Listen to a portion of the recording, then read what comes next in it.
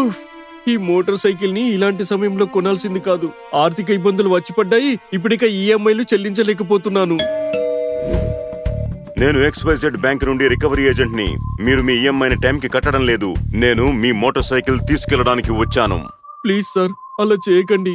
నేను ప్రస్తుతానికి నా ఆర్థిక వ్యవహారాలు చక్కదిద్దుకున్నాను.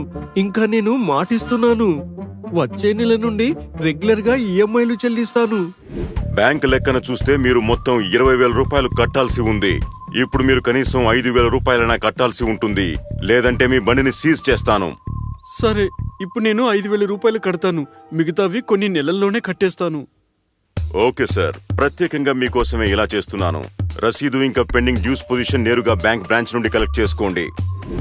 గుడ్ ఈవినింగ్ సార్, నేను XYZ బ్యాంక్ రికవరీ ఏజెంట్ని. ఇది బ్యాంక్ వారు జారీ చేసిన రికవరీ స్టేట్మెంట్ అండి.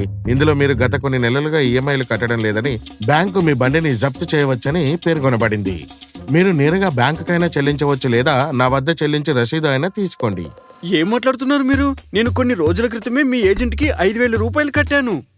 అదేలా సార్, నేనే ఈ XYZ బ్యాంక్ నుండి ఈ ఏరియాకి ఆథరైజ్డ్ ఏజెంట్ని. ఇదిగోండి, దయచేసి నా ఐడి కార్డ్ని చూడండి.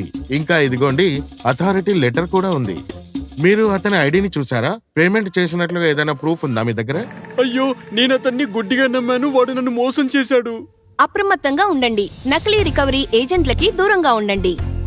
చేయవలసినవి: ఏవైనా చెల్లింపులు, కమిట్మెంట్ పూర్తి చేసే ముందు బ్యాంక్ ద్వారా జారీ చేసిన రికవరీ ఏజెంట్ల గుర్తింపు కార్డుని ఎల్లప్పుడూ చెక్ చేసుకోవాలి. మీ వద్దకు వచ్చే ఏజెంట్ల వద్ద బ్యాంక్ యొక్క అధికారి లేక రికవరీ నోటీస్ ఉందో లేదో చెక్ చేయండి. మీరు మీ హోమ్ బ్రాంచ్ కి ఫోన్ చేసి కూడా నిర్ధారించుకోవచ్చు.